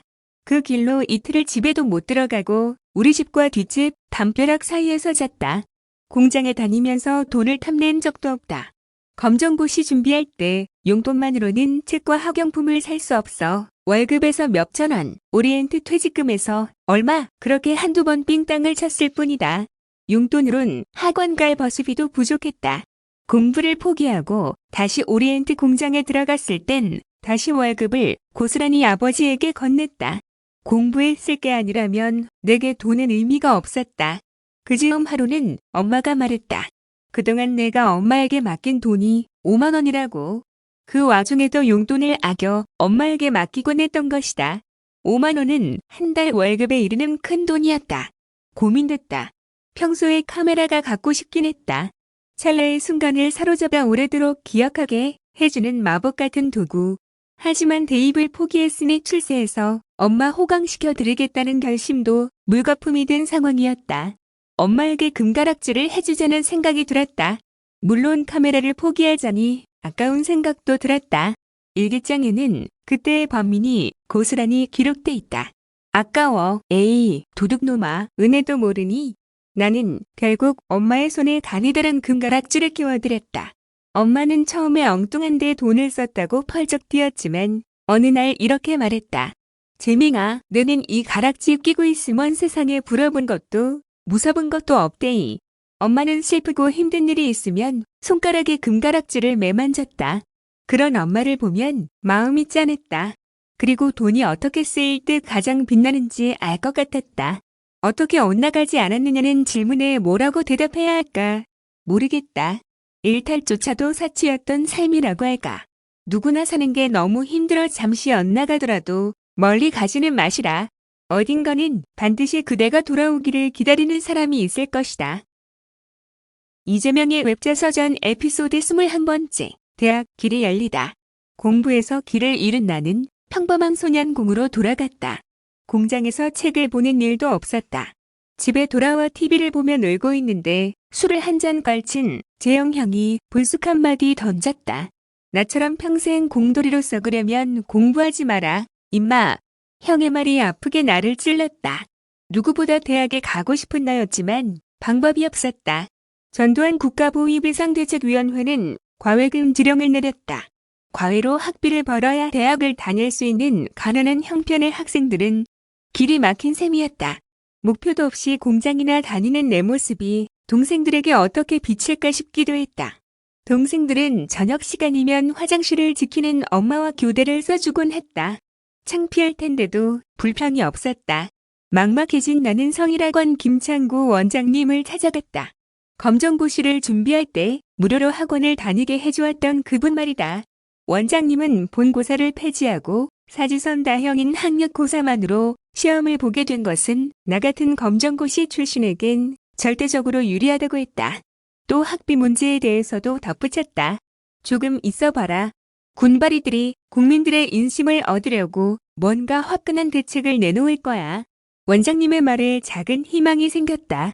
나는 동생들에게 보여주기 위해서라도 다시 공부를 하기로 했다. 대학 등록금을 마련하든 못하든 가만히 앉아 기다릴 수만은 없었다. 그런 의지 때문이었을까? 1981년 과외금 지령에 대한 원성이 빗발치자 국보위가 보완책으로 사립대학에 특별장학금 제도를 도입하라고 지시했다. 공부는 잘하는데 가정 형편이 어려운 학생의 경우 등록금 전액 면제에 생활보조금까지 지급하는 파격적인 장학제도가 만들어진 것이다. 물론 그 대신 국보위는 모든 대학의 입학 정원을 대폭 늘려줬다. 대학 입장에서는 정원이 늘면서 생겨나는 등록금 수입이 장학금을 상쇄하고도 남을 수준이어서 남는 장사였다. 나는 당장 대입학원에 등록했다. 아버지도 공장을 계속 다니는 조건으로 학원을 동의해 주었다. 월급에서 2만 원만 집에 가져다 주고 나머지는 학원비와 책값으로 사용해도 좋다는 허락까지 받았다. 주어진 시간은 8개월이었다. 3년 공부를 8개월에 해야 했고 장학금을 받으려면 260점은 받아야 했다. 등수로 따지자면 수험생의 약 0.5% 이내였다. 쉬운 일은 아니었다. 하지만 중요한 것은 나에게도 길이 열렸다는 것이다. 가슴이 뛰었다.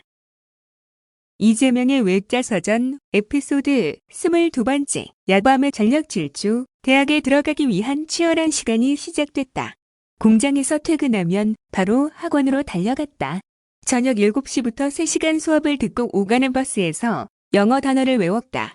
버스에서 졸다가 종점까지 간 게 한두 번이 아니다. 그러면 통금 시간에 걸리지 않으려고 독서실까지 전력 질주했다. 공부방이 없던 나는 독서실에서 통금이 해제되는 새벽 4시까지 공부하고 집으로 와 3시간쯤 눈을 붙였다.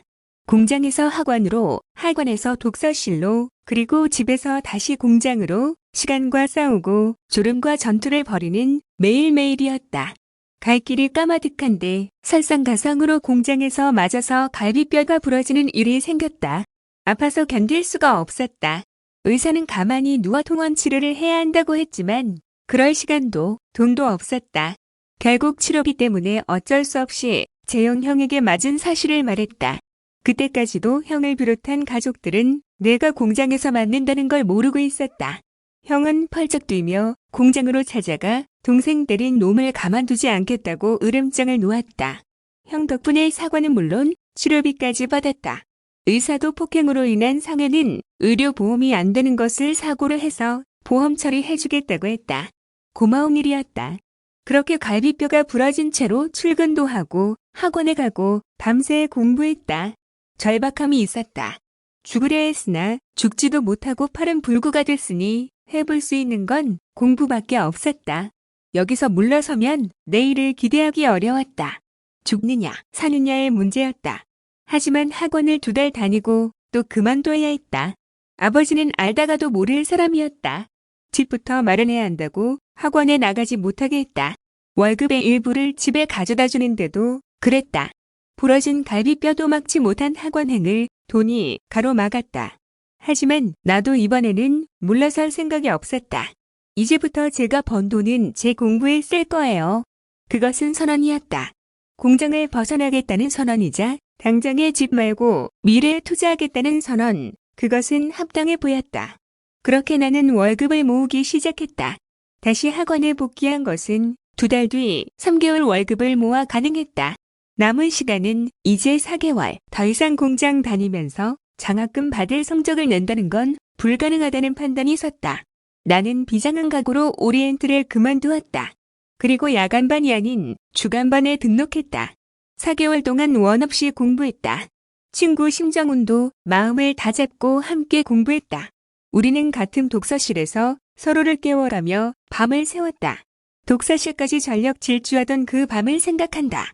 달려가야 할 곳이 있어서 좋았다. 이재명의 외자 사전 에피소드 23번째 소년공 법대생 되다. 독서실에서 여름엔 모기와 싸우고 가을에는 오드로들 떨면서 공부했다. 담요가 있으면 나도 모르게 덮고 잠들어서 담요도 도로 집에 가져다 놓았다.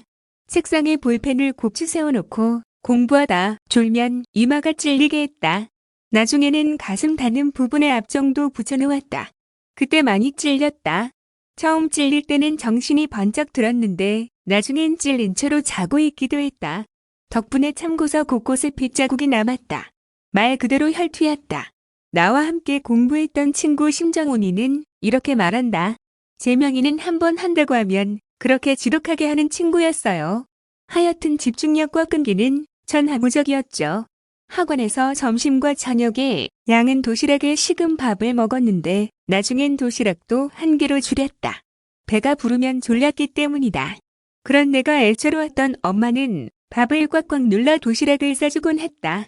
그 시절 엄마가 준 차비로 학원에 가고 엄마가 싸준 도시락을 먹으며 공부했다. 행복했다. 그렇게 야한 없이 공부해보기는 처음이었다.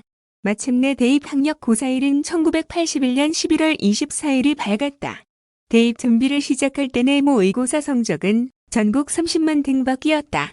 그렇게 시작해 8개월 공부 끝에 마지막으로 본 모의고사에서는 2000등 안에 드는 성적을 올렸다. 장학금을 받으려면 최상위권에 들어야 했다. 결과가 나왔다. 불순인이었는데 최상위권인 285점이었다. 장학금 대상 안에 들었다. 성공. 그 성적이면 우리나라에서 가지 못할 대학은 없었다. 어디를 지원할 것인가? 절대적인 기준은 장학금으로 학비를 충당할 수 있어야 한다는 것이었다. 중앙대 선호장학생 A급은 3학년까지 등록금 면제에 매월 20만 원씩의 특대 장학금을 받을 수가 있었다. 커트라인이 가장 높은 과가 의대와 법대였는데 의대는 추가 비용을 내야 해서 애초에 제외했다. 그렇게 중앙대 법대생이 됐다. 특대 장학금 20만 원은 내가 공장에서 받았던 월급의 3배에 달했다. 내 입장에선 꿈 같은 일이었다. 어깨가 으쓱했다. 입학식이 보름 넘게 남았을 때 미리 교복도 맞추고 모자도 샀다. 대학 교복을 입는 게 촌스러운 행동이라는 건 몰랐다. 뭐가 어떻든 평생에 교복 한번 입어보는 것이 꿈이었으니까. 성남시장 시절 무상교복 정책은 그런 경험의 뿌리가 닿아있다. 대학 입학식 날 엄마와 찍은 사진이 남아있다. 연한 살국빛 한복을 곱게 차려입은 엄마와 대학 교복 차림에 내가 중앙대 교정을 배경으로 나란히 서서 미소 짓고 있다. 엄마는 그날 이렇게 말했다. 재밍아, 내는 인자 죽어도 한이 없대이. 니는 크게 될기라고 내가 그겠제? 우리는 어둡고 긴 터널을 지나 환한 봄나라에 서 있었다. 새로운 시작이었다. 이재명의 웹자서전 에피소드 24번째, 약자들에게 힘이 되어보겠다. 아버지가 하루는 내가 받게 될 특대장학금에 대한 얘기를 꺼냈다. 재선이 형 대입 학원비를 자신이 될 터이니 월 20만 원의 특대장학금을 맡기라는 것이었다. 이전에 재선 형은 나와 같이 대입 검정고시를 봤다. 중장비 정비 자격증을 따고 부산 근처의 원자력 발전소 건설 현장에서 일하던 중에 시험을 본 것이다. 공부하기에 나보다 더 열악한 상황이었다. 형은 시험 보기 이틀 전 집에 와서 밥을 먹으면서도 공부를 했고 그렇게 시험을 통과했다. 이항 정리와 포물선을 가르쳐준 것도 나였다. 이제 재선 형은 앞서 내가 그랬던 것처럼 학원에 다니며 대입을 준비할 참이었다. 특대장학금을 맡기라는 아버지의 말에 나는 팔쩍 뛰었다. 싫어요. 집에서 어떻게 공부를 하고 학교를 다녀요. 장학금으로 서울에 방 얻어서 재선 형이랑 공부할 거예요. 재선 형 학원비도 제가 낼 거고요. 나는 형이 8개월간 돈 걱정 없이 마음껏 공부할 수 있도록 확실하게 밀어줄 참이었다. 하지만 집 한 채 마련하는 일에 몰두하는 아버지를 생각하면 재선 형에게 학원비를 충분히 줄 것 같지 않았다. 내가 마지막으로 오리엔트 공장을 다니며 3개월 월급을 모아 학원비를 냈던 것처럼 장학금으로 형의 미래에 투자할 생각이었다. 재선 형도 공부하면 잘 될 거라는 확신이 내겐 있었다. 그렇게 버티자 아버지도 특대장학금 얘기는 더 이상 꺼내지 않았다. 특대장학생으로 법대에 들어갔다는 소문을 들은 친척과 이웃들은 내가 마치 판검사가 된 것처럼 받아들였다. 졸지에 사법고시 보는 것이 당연해지고 있었다. 법대 가면 사법고시를 보는 게 일반적이라는 것은 대학에 붙고 나서 알았다. 이제 어떻게 할 것인가? 매 맞는 노동자로 살기 싫어 시작한 공부였다. 이제 그런 일은 없을 것이었다. 하지만 문득 아직도 공장에 남아있을 아이들이 떠올랐다. 내게 최초로 유행가를 가르쳐주었던 나보다 어렸던 소년공도 함께 새벽까지 일하고 공장 바닥에서 유행가를 흥얼거릴 때 우리는 친구였다. 문득 그런 힘겨운 나날을 보내야 하는 사람이 더 이상 없었으면 하는 마음이 일었다. 그리하여 입학식을 앞둔 82년 2월의 어느 밤 나는 일기장에 이렇게 적었다. 어차피 시작한 것, 사법고시에 합격하여 변호사로 개업하겠다. 그래서 약한 자를 돕겠다. 검은 그림자 속에서 고생하는 사람들에게 빛이 되어보겠다. 약자에게 힘이 되어보겠다는 결심은 막연했지만 마음에 들었다. 이재명의 웹자서전 에피소드 25번째, 바이블을 비블로 읽는 법대생, 대학이 이상했다. 하루에 수업 한두 개가 전부였다. 대입 전까지는 시간이 없어 조바심 치며 공부했는데 시간이 주체할 수 없이 남아돌았다. 대신 새로운 복병이 나타났다. 한자였다. 법학, 경제학, 행정학, 전공서적을 읽는데 온통 한자였다. 검정고시와 단 8개월 대입 준비로 대학 들어온 자는 함자를 공부할 기회가 없었다. 옥편을 뒤져가며 끙끙거리고 있는데 아버지가 도와주겠다며 나섰다. 평생에 없던 찡풍경, 아버지는 모르는 함자가 없었다. 낯설었다. 그런 아버지를 보고 있자니 마음이 슬쩍 아려왔다. 이후 나는 아예 옥편을 다 뜯어먹어버릴 작정으로 함자를 공부했다. 복병은 또 있었다. 교란 수업에 총검술과 제식 훈련이었다. 고등학교 3년 동안 교란 수업을 받은 동기들에 비하면 나는 형편없었다. 제식 훈련을 할 때마다 발이 틀렸다. 이런 날을 두고 법대 동기생이 영주는 이렇게 말했다. 처음에는 왜 그렇게 교란을 못하는지 몰랐는데 검정고시 출신이라고 하더라고요. 제명이는 학교 다닌 애들이면 당연히 아는 걸 잘 몰랐어요. 근데 교란을 제일 못하면서 교련복은 혼자 입고 다녔죠. 학교 다닌 애들과 다른 점은 또 있었다. 후에 사법고시 1차에서 영어 말하기 시험을 보면서 깨달은 것인데 내 영어에 심각한 문제가 있었다. 즉 문법은 잘했는데 놀랍게도 아무도 내 영어 발음을 알아듣지 못하는 것이었다. 내게 바이블은 비블이었고 아이언은 아이롱이었다. 나라 이름은 아일랜드, 섬을 뜻하는 단어는 이즐랜드인 줄 알았다. 영어를 직접 들어본 적이 없어서 벌어진 참사였다. 버스와 화장실에서 독학한 영어의 최후 교정이 필요했다. 미팅도 해보고 고고장도 가봤다. 하지만 대체로 쉬쉬했다. 교련복에 고무신 신고 다니는 이 누추한 청년의 관심을 보이는 여학생이 있을 리 없었다. 게다가 나는 20세 미만 대학생 70%가 키스 경험이 있다는 통계를 보고 깊이 충격을 받는 청년이었다. 내게 이성은 머나먼 이국이었다. 한편 특대 장학금으로 서울에 방을 얻어 재선형과 공부하겠다는 나의 의지는 실현되지 못했다. 아버지가 끝내 허락하지 않은 것이다. 나는 대신 아버지와 신사협정을 체결했다. 선보관 후 지급이었던 것을 선지급 후 보관으로 제도 혁신을 단행한 것이다. 즉 이전까지 아버지에게 월급을 모두 맡기고 필요한 돈을 받았던 것을 이제 장학금을 받으면 재선형의 학원비와 우리의 책값과 용돈을 먼저 내고 아버지에게 맡기기로 한 것이다. 아버지도 거기까진 합의해 주었다. 선지급권을 확보하고 꿈에도 그리던 공부방은 포기해야 했다. 다음에 이사할 때는 집을 사서 가겠다던 아버지의 계획도 어그러져 우리는 다시 지하 단칸방으로 퇴각했다. 200만 원 전셋집이 너무 허술해 겨울을 날 수 없었던 까닭이다. 어느 새벽 6 식구들이 모두 잠든 방에서 법학 개론을 펼쳤다. 책장을 넘길 때마다 식구들의 숨소리가 달라붙었다. 지금 벌써 2시 30분이 넘었다.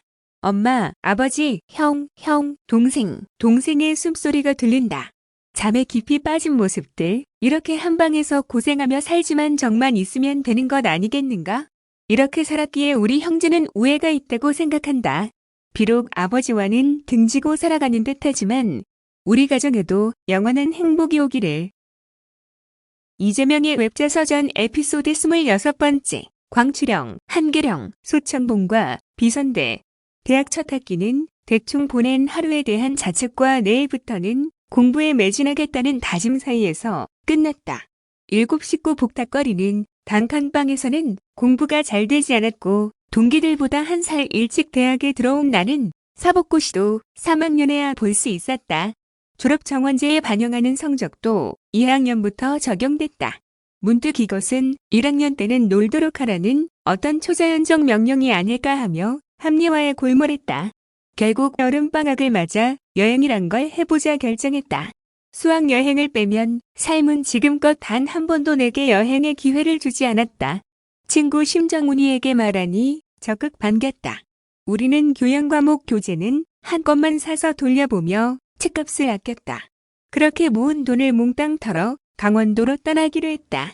14,000원을 들여 낚싯대와 배낭, 싸구려 농구화, 모자를 샀다. 설렘으로 밤잠을 설치고 경춘선을 탔다. 춘천에서 정훈이네 큰 집에서 하룻밤 신세를 지고 소양강에서 양구행 배를 탔다. 푸른 물을 가르며 달리는 배 머리에 서 있으니 너무 좋았다. 대학생이란 이런 것인가 싶었다. 물론 영화 타이타닉의 레오처럼 내가 세상의 왕이다를 외치진 않았다. 그 배에서 자전거를 가지고 탄 학생 하나를 만났는데 뜻밖의 그도 중앙대 공대 1학년이었다. 자전거를 타고 제주도까지 갈 거라고 했다. 우리는 단박에 의기투합해 함께 여행하기로 했다. 양구에서 인제로 가기로 했다. 광추령을 넘어야 했는데 고개 기슭에 도착했을 때 이미 오후 6시가 넘어 있었다. 군인들이 걸어서 넘기엔 너무 늦었다며 말렸지만 새 청춘을 막진 못했다. 정상에 도착했을 땐 밤 10시가 넘었다. 지나온 길은 달빛 아래 아득했고 가야 할 길 위로는 밤안개가 밀려오고 있었다. 그렇게 밤새 광추령을 넘었고 여행은 외설악과 한계령, 소청봉과 비선대로 이어졌다. 소청봉과 비선대는 싸구려 농구화 때문에 물집이 잡혀 맨발로 올랐다. 여행은 삶의 가장 훌륭한 학교다. 오르막을 오르면 내리막이 기다리고 내리막을 가면 다시 오르막에 있다는 걸 깨닫는 시간이다. 고개를 넘으면 새로운 세상이 어쩌면 정상이 펼쳐질 거라는 희망에 다시 걸음을 옮기는 것이다. 희망은 우리를 견디게 하고 비용을 요구하지 않아 만인에게 공평하다. 광추령을 밤새 걸어서 넘을 때 산이 구름에 가리지 않고 그 모든 골짜기를 드러냈다면 엄두가 나지 않았을지도 모른다. 혹자는 내가 두려움을 모른다는 데 맞지 않는 얘기다. 나는 겁이 없는 게 아니라 여행을 통해 배웠을 뿐이다. 내려가면 반드시 올라가고 또 골이 깊어야 산이 높다는 것을. 이재명의 웹자서전 에피소드 27번째. 이영진에게 전한 약속. 같은 과 친구 이영진이 하루는 좀 보자고 했다. 시국에 대해 몇 번 진지하게 토론했던 친구였다. 우리가 가장 크게 부딪힌 부분은 광주였다. 1980년에 일어난 일을 두고 이영진은 광주 학살이라고 했고 나는 광주 폭동이라고 했다. 광주 폭동이라는 생각은 언론 보도를 그대로 받아들인 결과였다. 그 즈음 교내에서는 자주 시위가 있었다. 학생들은 난간에 매달려 혹은 여럿이 스크럼을 짜고 이렇게 외쳤다. 광주 학살 원흉 전두환을 처단하고 군부 독재 타도하자. 시위를 하던 학생들은 곧장 사복 형사들에게 붙들려 들려갔다.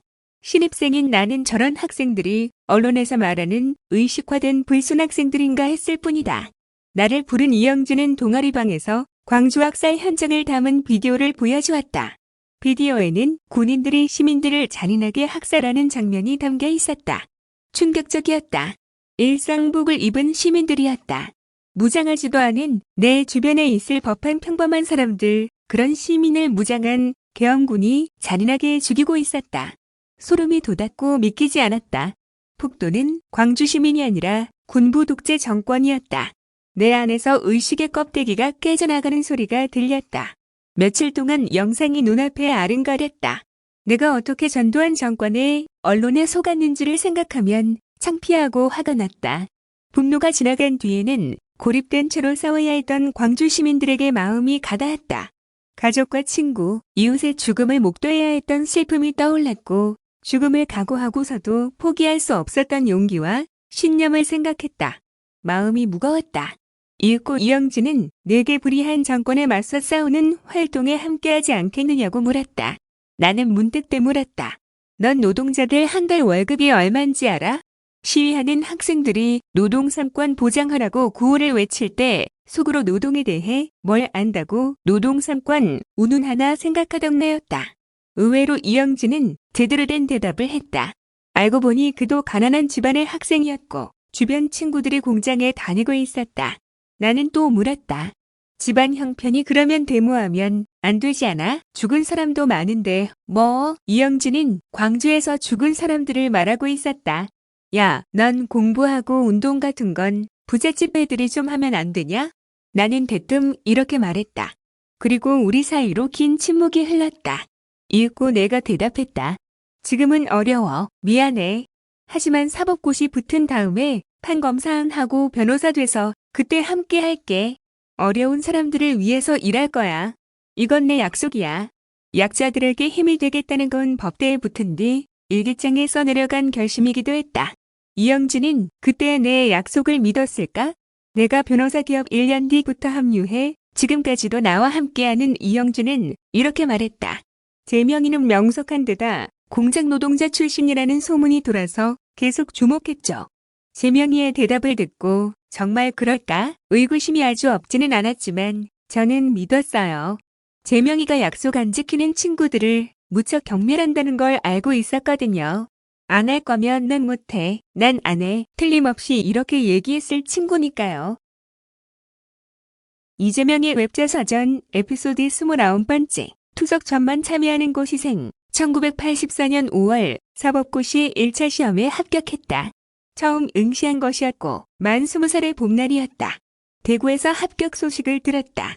재선형과 함께 자전거로 전국 일주에 나선 참이었다. 서해안과 남해안을 돌아 대구에 도착한 우리는 새까맣게 타 있었다.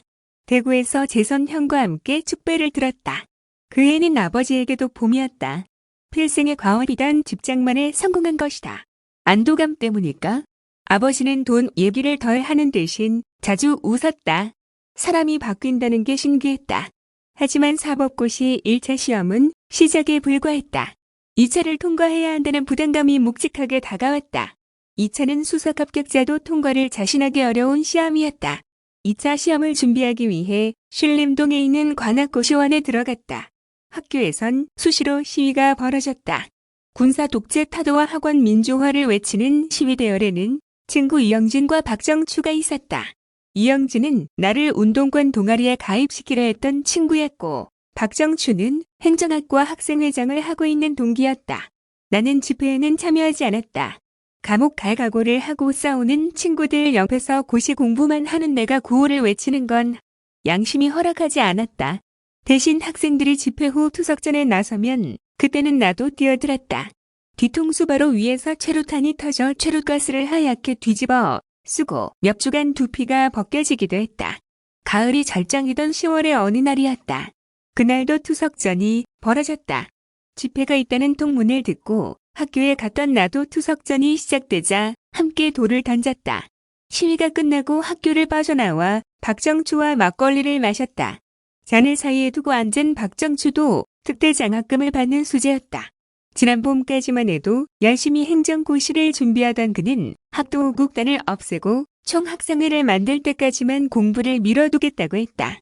그날 취하도록 마시고 고시원으로 돌아왔다. 밤에 고시원 앞에 나와 있는데 누가 잔뜩 취해서 가방을 발로 툭툭 차면서 올라오는 거예요. 별놈이 다 있다 싶어 보니까 제 명이었어요. 너무 안 됐더라고요. 어린 나이에 공부하는 게 얼마나 힘들면 저러겠나 싶어 짠했죠. 그 모습이 오래 눈을 밟혔어요. 그날 고시원을 걸어 올라가던 내 모습을 본 선배 최원준의 말이다. 그는 내가 신림동 고시원 3곳을 따라다니며 함께 공부한 선배다. 선배는 공부가 얼마나 힘들면 저러겠나 싶었다지만 그날의 내 모습은 그 때문이 아니었다. 당장의 운동에 시위에 뛰어들 수 있는 이영진과 박정추 앞에 부끄러웠다.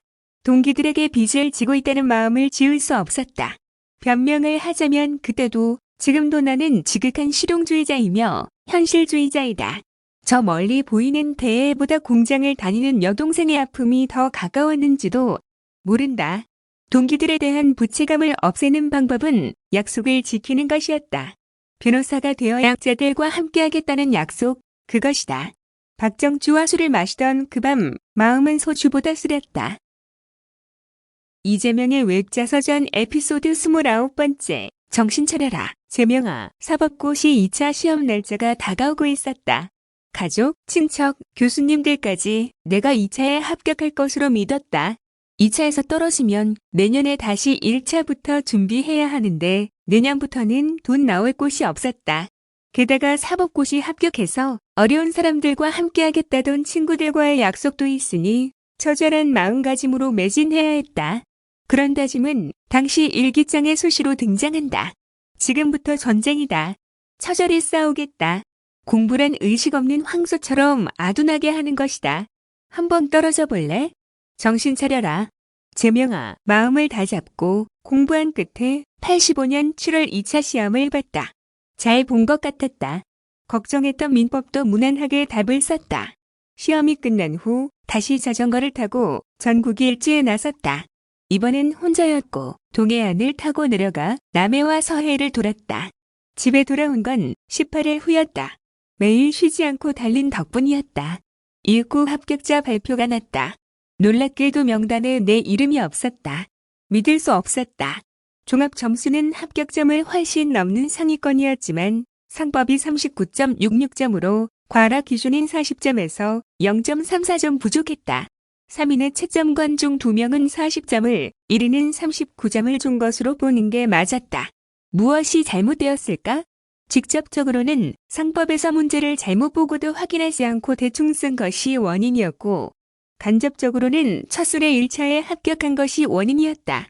1차에서 아주 좋은 성적으로 합격한 덕분에 나도 모르게 자만하고 경솔했던 것이다.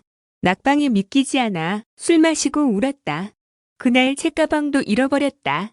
내가 원하는 시험에 떨어지기는 처음이었다. 창피하고 한심했지만 그보다 현실적인 어려움이 목을 죄어왔다.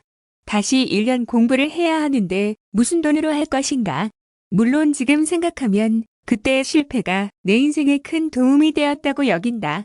아마도 그때 바로 붙었으면 내가 무척 잘난 줄 알고 건방지게 살았을지도 모른다. 주눅이 들어 집안에 틀어박혀 있는데 뜻밖에도 아버지가 여행을 가라고 권했다. 이왕이면 고향에 한번 다녀와라. 아버지는 결정적인 순간에 그렇게 응원의 말을 전했다. 고향에 가 옛 친구들을 만나 즐거운 시간을 보내니 정말 마음이 어느 정도 안정되었다. 아버지에게, 친구들에게 고마웠다. 나는 좀 더 진중해졌다. 눈앞의 현실과 미래의 과제 사이에서 갈등하지 않고 둘을 조화시켜 나가는 방법도 걸음마 하듯 찾아나갔다. 정의를 위해 싸우는 친구들을 보며 죄책감에 시달리는 대신 집회에도 참여했고 고시원으로 돌아가서는 더 열심히 공부했다. 그렇게 4학년 2학기가 되어서야 처음으로 투석전이 아닌 일부 집회에 참여한 사람이 되었다. 어떤 시기의 삶도 그저 미래를 위한 수단이 되어서는 안 될 일이었다. 나는 내 방식대로 싸우고 내 방식대로 공부하며 살아가겠다는 결심을 했다. 그런 다짐은 마땅해 보였다. 낙방이 내게 준 선물, 삶이 고마웠다. 나는 성장하고 있었다. 이재명의 웹자서전 에피소드 30번째. 나는 어려웠던 시절의 사람들을 잊지 않는다. 공부하고 있는데 누군가 시끄럽게 고시원 창문 밖으로 오르내렸다. 나중에는 창문을 치기까지 해서 짜증이 일었다. 뭐라고 한마디 하려고 창문을 열어 젖혔는데 웬 아주머니가 보였다. 아주머니는 건축 현장에서 가설 계단을 밟으며 무거운 벽돌을 나르는 중이었다. 벽돌을 머리에 인 아주머니와 눈이 마주쳤다. 나는 얼른 눈길을 피하며 창문을 닫았다. 짜증은 어디론가 사라지고 가슴이 시렸다. 내가 공부하는 이 시간에도 힘겹게 일하고 있을 어머니와 형, 동생들이 떠올랐다. 아주머니의 임금은 내 하숙비에도 미치지 못할 것이었다. 12시간 일하는 여동생이 받은 월급도 그랬다. 이것은 정당한가? 질문이 내 안에서 들끓었다. 한 번은 고시원 옆방에서 공부하던 나이 많은 고시생이 찾아와서는 시끄럽다고 거칠게 화를 냈다. 나는 이성삼이라는 선배와 한 방을 썼으니 가끔 얘기도 하게 되고 그랬다. 크게 떠든 건 아니었다. 미안하다고 사과를 하는데 그가 대뜸 이렇게 말하는 것이었다. 공돌이 새끼들처럼 시끄럽게 한다. 그 순간 미안하던 마음이 싹 사라지고 화가 났다. 공돌이 새끼들이 당신한테 피해준 게 뭔데요? 나는 발끈해서 따지고 들었다. 말다툼은 고시원에서 함께 공부했던 최원준 선배가 성삼이 형과 나를 데리고 나가면서 무마됐다. 최원준 선배는 그 일을 두고 인터뷰에서 이렇게 말했다. 재명이와 성삼이를 데리고 나와 생맥주를 사주며 제가 그랬죠. 그 사람 나이 들어서 공부하려니 초조해서 그러는 건데 이해해줘야 하지 않냐고. 그랬더니 재명이가 그래요. 욕을 해도 우리한테 해야지. 왜 아무 상관도 없는 공돌이를 욕해요? 그런 건 못 참아요. 그 말에 내가 어이없어서 다시 말했어요. 넌 이제 공돌이도 아니고 이 사회에서 손해볼 것도 없는데 왜 그래? 그때 재명이가 나를 보면서 말하더라고요. 사람들이 다 나 같아요. 아직도 공장을 다니는 사람들은 어떡하라고요? 그 말 들으니 할 말이 없더라고요. 지금도 그래요. 재명이가 기업에 무슨 특혜를 줬다는 보도를 들으면 듣는 순간 바로 말도 안 된다고 생각해요. 그건 이재명이란 인간을 몰라도 너무 모르고 하는 소리죠.